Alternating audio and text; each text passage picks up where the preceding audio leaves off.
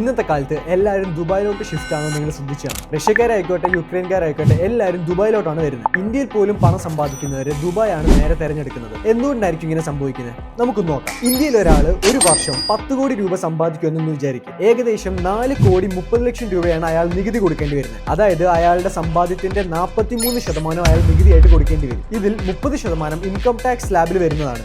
37% സെസ്സും 4% സർചാർജിലും വരുന്നതാണ്. ചുരുക്കം പറഞ്ഞാൽ 100 രൂപയിൽ 43 രൂപയും സർക്കാരിനുള്ളതാണ്. ബാക്കി വരുന്ന 5 കോടി 70 ലക്ഷം രൂപയ്ക്ക് നിങ്ങൾ നാട്ടിലൊരു ലക്ഷറി കാർ മേടിക്കുമെന്ന് വെച്ചാൽ ദുബായിൽ അതേ കാർ 50 to 60 ലക്ഷം രൂപയ്ക്ക് കിട്ടും. എന്നാൽ നാട്ടിൽ പോകുമ്പോൾ അത് സെയിം കാർ നിങ്ങൾക്ക് 1.5 കോടി രൂപ വരെ കൊടുക്കേണ്ടി വരും. കാരണം നാട്ടിൽ 100% കൂടുതൽ നികുതി വരുന്നുണ്ട്. ഇനി 2 കോടി രൂപയുടെ ഒരു ഫ്ലാറ്റ് വാങ്ങിയാൽ അതിന് രജിസ്ട്രേഷൻ പണമായിട്ട് വേറെ നൽകേണ്ടി വരും. 5 വർഷങ്ങൾക്ക് ശേഷം നിങ്ങൾ ഈ ഫ്ലാറ്റ് 4 കോടി രൂപയ്ക്ക് വിൽക്കുകയാണെങ്കിൽ ആ പ്രോഫിറ്റിന്റെ മേളിൽ തന്നെ 20% ക്യാപിറ്റൽ ഗെയിൻ ടാക്സ് കൂടെ അടക്കേണ്ടി വരും. സ്റ്റോക്ക് മാർക്കറ്റിൽ ഇൻവെസ്റ്റ് ചെയ്ത പൈസ ഡബിൾ ആയാൽ പോലും 15% അതിലും നിങ്ങൾ ടാക്സ് കൊടുക്കേണ്ടി വരും. ഇത് കൂടാതെ തന്നെ ലക്ഷറി ഹോട്ടൽസ് ആൻഡ് റെസ്റ്റോറൻറ്റ്സിൽ പോയാൽ പോലും അവിടെയും 18 to 28% ടാക്സ് പിന്നെയും കൊടുക്കേണ്ടി വരും. ചുരുക്കത്തിൽ പറഞ്ഞാൽ നിങ്ങൾ സമ്പാദിക്കുന്ന പകുതി പൈസയും ടാക്സ് ആയിട്ട് പോകും. അപ്പോൾ വാങ്ങുന്നതിനും സ്പെൻഡ് ചെയ്യുന്നതിനും ഇൻവെസ്റ്റ് ചെയ്യുന്നതിനും എല്ലാം നിങ്ങൾ നികുതി അടക്കേണ്ടി വരും. എന്നാൽ ഇതേ വ്യക്തി ദുബായിലോട്ട് പോവുകയാണെങ്കിൽ ഈ 10 കോടി വരുമാനത്തിന് 0 ടാക്സ് അടച്ചാൽ മതി. ഒരു ലക്ഷറി കാർ വാങ്ങിയാൽ 5% മാത്രം വാറ്റ് അടച്ചാൽ മതി. പിന്നെ പ്രോപ്പർട്ടി വിൽക്കുമ്പോൾ കിട്ടുന്ന പ്രോഫിറ്റിന്റെ മേളിലും ടാക്സ് ഇല്ല. സമ്പാദിക്കുന്നതിനോ ഇൻവെസ്റ്റ് ചെയ്യുന്നതിനോ സ്പെൻഡ് ചെയ്യുന്നതിനോ ഒന്നിനും ഇവിടെ ടാക്സും ഇല്ല. ഇനി നിങ്ങൾ തന്നെ കമന്റിൽ പറ,